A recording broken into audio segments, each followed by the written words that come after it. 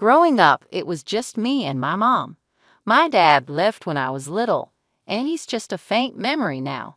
My mom worked really hard, taking on multiple jobs to keep us going and to make sure I could focus on school.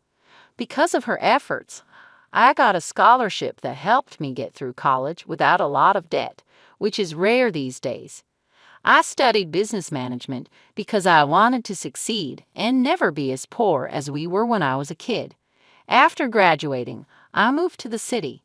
It was tough at first, living in a tiny apartment and eating instant noodles more often than I'd like to admit. But I got a job at a big company, starting as a junior and quickly working my way up. A few years later, I wasn't just an employee. I was running a whole department. It was more than a job to me. It was my domain. I made sure everyone knew they were important. I always told the new employees, treat this job like it's yours, and soon enough, you'll be leading the team. The team was great, full of good people. When I got promoted to head of the department, we celebrated at a local bar.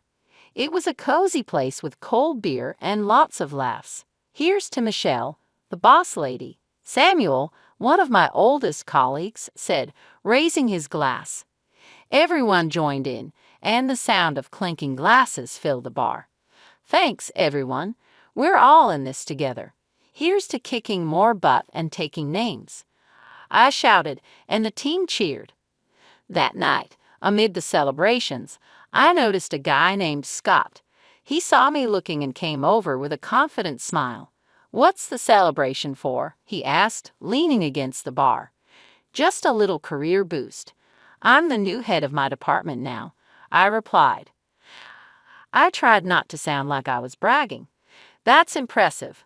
Must be a tough job, he replied, nodding.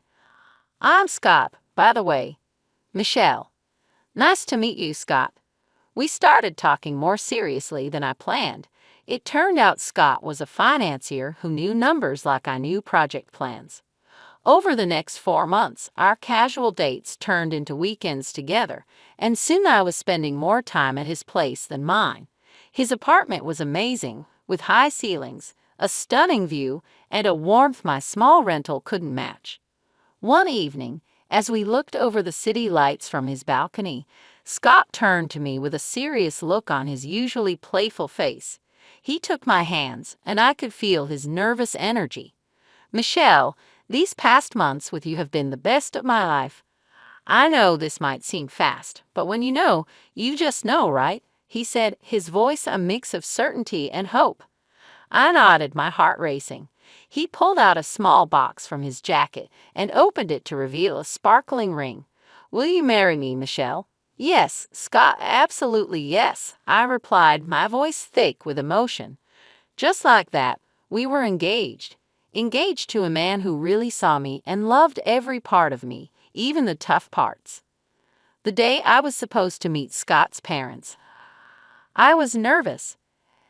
As Scott drove us up to a huge mansion with a driveway longer than my entire apartment block, it hit me they were very wealthy. Stepping out of the car, I felt the weight of the place. The house looked like something out of an old British movie, all brick and ivy, with gargoyles staring down like they knew I didn't belong.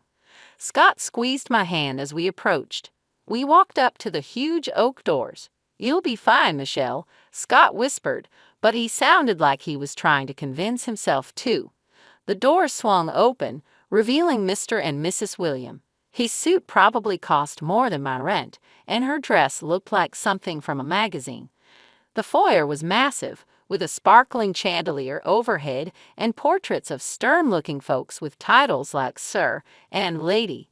Michelle, lovely to finally meet you. I'm Jacob, and this is my wife Shirley, Mr. Williams said smoothly, with a hint of an English accent. Mrs. Williams smiled at me, but it didn't reach her eyes. Pleased to meet you both, I managed, trying to keep my voice steady.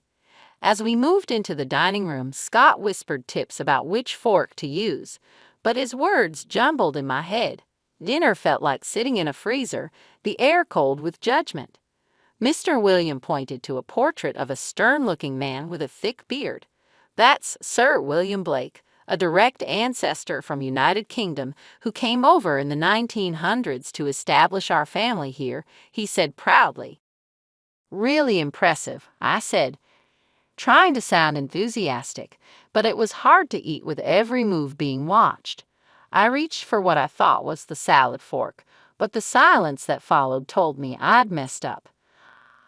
I glanced at Scott for help, but before he could whisper anything, Mrs. Williams' voice cut through. "Perhaps things are done differently where you come from, dear," she said sharply. "Sorry, still getting the hang of all this," I mumbled, my cheeks burning. Scott tried to smooth things over with a story about us, but his parents were more interested in watching me struggle with the dessert spoon. I felt smaller with each course, their stares heavy on my shoulders. After the icy dinner, we moved to the Watertown expansive living room. The plush carpets and heavy curtains made the room feel even more suffocating than the dining hall. I sank into one of the ornate chairs, feeling like an exhibit in a museum about commoners. Mrs. William, perched elegantly on the edge of her seat, leaned forward. "Michelle, dear, tell us more about your family. Your upbringing must have been quite different from ours." I hesitated, feeling Scott's tense gaze on me. "Well, it was mostly just me and my mom. My dad left when I was little," I began. "When I was really young, and I don't remember him much. Mom did everything to raise me on her own. She's a nurse." The room fell silent. Mrs. Williams stood up abruptly, her chair scraping against the wood floor like a scream. "This is unacceptable," she declared with disgust. "We are descendants of an ancient English lineage. We have standards and traditions. I cannot, will not, allow my only son to marry someone without pedigree or knowledge of her own lineage." Mr. William, who had been silently observing, finally spoke, each word heavy. "It's essential for us that our family ties are strong and well documented. Michelle, can you even name your great-grandparents?" I felt my face heat up with embarrassment. "Only know about my maternal grandparents," I confessed softly. Mr. William rolled his eyes with clear contempt. "This is exactly what we feared," he muttered. Scott finally intervened, his tone firm but pleading. "Mom, Dad, please. Michelle is kind, hardworking, and she loves me. Isn't that what should matter?" His mother's gaze was steely. "Respect and adherence to our family standards are what matter, Jacob. If Michelle is to join this family, she must learn our ways and respect where she comes from, even if it is nowhere significant." Their words stung, cutting through the warm feelings from earlier in the evening. But Scott was looking at me, his eyes begging me to go along with it. I nodded reluctantly, agreeing to their terms. "Fine," I said, trying to keep my voice steady. "I'll learn about your family and your traditions." Mrs. Williams seemed somewhat pleased by my concession. "Good. You'll start by familiarizing yourself with our family tree and understanding who each person in those portraits is. It's not just about names, Michelle. It's about respect for our lineage." As they continued talking about their expectations, I felt a part of me shrivel up. The evening had turned from a simple meet and greet into a trial by fire. I had agreed to their demands, but at what cost? As the room filled with discussions of ancestors and noble deeds, I couldn't help but feel alienated from these people and, oddly enough, from the parts of Scott that were tied so tightly to them. The weeks following that stiff dinner were a whirlwind. I barely had time to catch my breath between my job and the etiquette and style courses Mr. and Mrs. William insisted I take. My day started with the alarm buzzing before sunrise and ended long after the sun had set, leaving me feeling like a zombie. "Elbows off the table, Michelle," the etiquette instructor gently reminded me during one session. "And remember, the soup spoon moves away from you when you scoop." I nodded, trying to mimic her movements, but my mind was on a million other things, like the pile of work waiting for me at the office and the never-ending wedding plans. "You're doing well," she reassured me, her voice soothing. These things take time to become second nature. I gave her a weak smile. Thanks. It's just a lot, you know. As if on cue, my phone rang. It was Mom. I excused myself and stepped outside to take the call, pressing the phone to my ear while finding a quiet corner in the bustling city.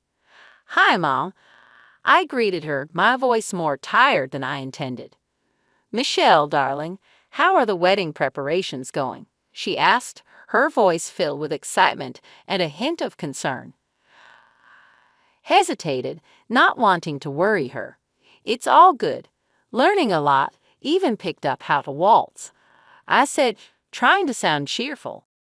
There was a pause, and I knew she wasn't entirely convinced. You sound exhausted, honey. Are you getting enough rest? You know all this shouldn't be so hard. You need to take care of yourself. I chuckled weakly. I'll try, Mom, but there's a lot to juggle right now: etiquette classes, dance lessons, work, and wedding planning. Just remember what's important, Michelle. It's you and Scott at the end of the day, not all these rules and lessons. Her words were comforting, but as soon as we hung up, the weight of reality settled back on my shoulders. I was caught between pleasing Scott's parents and keeping my sanity. Every day felt like a marathon with no finish line in sight. Back inside, I resumed my training. The instructor's voice became background noise as I practiced the proper way to hold a wine glass, pinch the stem, not the bowl, apparently. In the rare moments of downtime, I'd find myself staring at the ceiling, wondering if all this was worth it. The constant scrutiny, the endless classes, the cold looks from Mr. and Mrs. William whenever I slipped up, which was more often than I'd like to admit. One evening, as I was about to fall asleep, my phone buzzed. It was Scott, his text lighting up the screen. How was your day? Miss you. I stared at the message, my fingers hovering over the keyboard. I wanted to tell him everything, to pour out my frustrations and fears, but I held back. Instead, I typed a simple, "Miss you too. Long day, but all good." As I set the phone down, the silence of my apartment felt overwhelming. Was this how it was going to be? Pushing through the exhaustion, smiling through the stress, all to fit into a world that seemed increasingly alien to me. The big day finally arrived. The venue was full of flowers, fancy dresses, and the faces of the city's high society milling about. My stomach was in knots as I stood in my long white dress, trying to catch my breath. My mom came over, adjusting a stray curl on my forehead. "Everything will be just fine, Michelle," she reassured me with a soft smile. I wanted to believe her, but the minute the ceremony began, any hope of a peaceful wedding evaporated. Scott's parents were on a warpath of superiority. Mr. William greeted guests boastfully, and Mrs. William quickly pointed out to anyone within earshot how they had made everything possible. As the guests settled, I tried to mingle, but Mrs. William pulled me aside with a frosty smile. "Michelle, dear, make sure our friends are taken care of. Fetch some drinks. There's a good girl," she instructed, gesturing towards a group of elderly gentlemen discussing politics loudly. But I started, only to be cut off by her sharp glance. "No buts. You're practically family now. Show some initiative," she snapped. Reluctantly, I carried trays of champagne and hors d'oeuvres between tables, my dress trailing behind me. The weight of the fabric and the task made me feel more like a servant than a bride. I caught glimpses of Scott laughing and chatting, oblivious to my plight. As I passed another round of drinks, I overheard Mrs. Williams' voice rise above the chatter. "Michelle will be serving us tonight. It's good practice for her, don't you think?" Her tone was condescending, her eyes scanning the crowd for approval. That was the last straw. I'd approached her, my hands shaking slightly, but my voice firm. "I am not a waitress at my own wedding. There are staff here who are supposed to do this." Mrs. Williams stood up, her expression one of mock surprise. You should be grateful we allowed such a simple girl into our family. Remember your place, Michelle, she hissed, her words like daggers. I felt a flush of anger rise to my cheeks.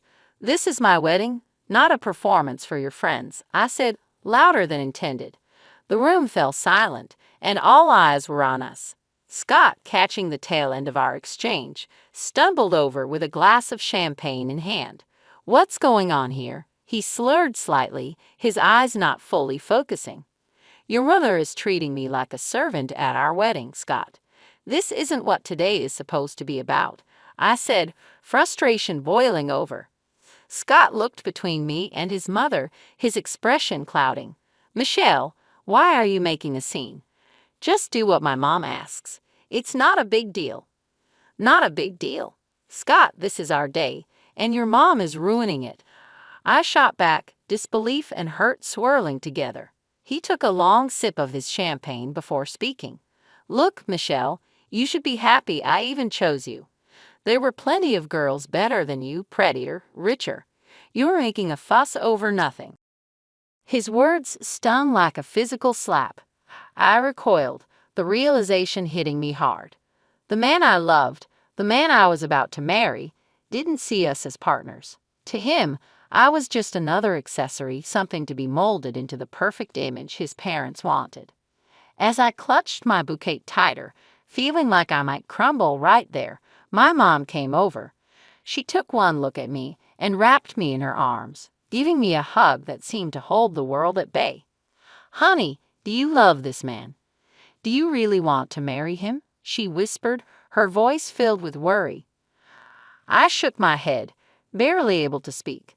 No, Mom, I can't do this. I don't want to.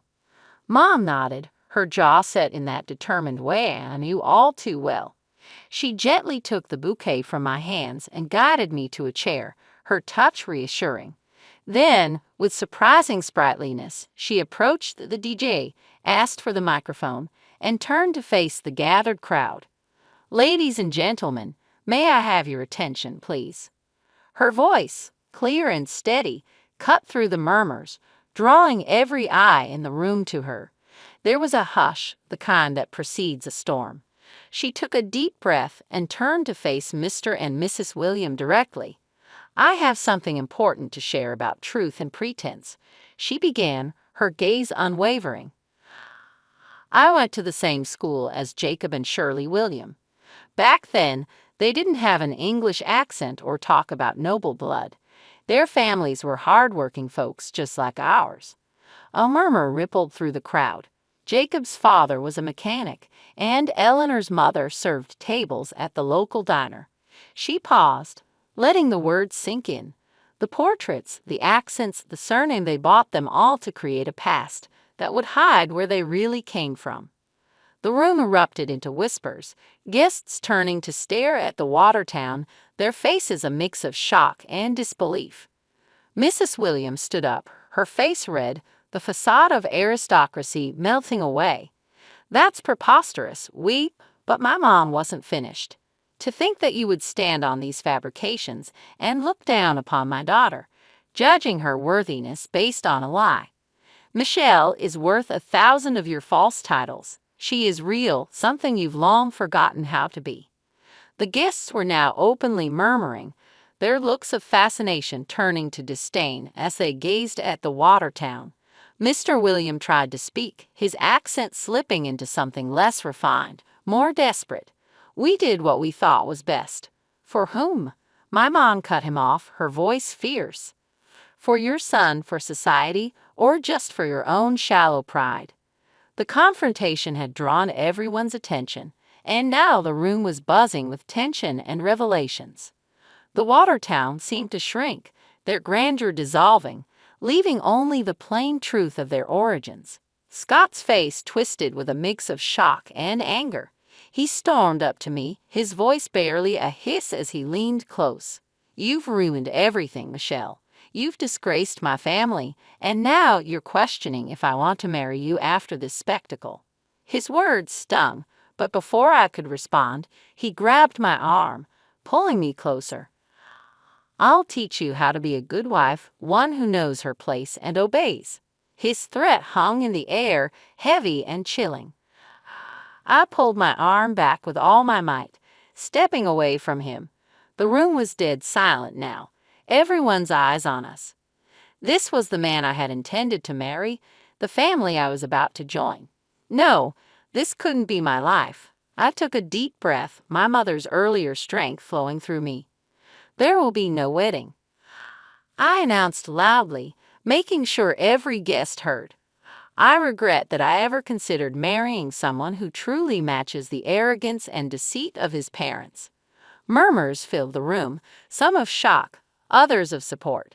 Scott stood there, mouth agape, as if trying to catch the words and stuff them back into my mouth.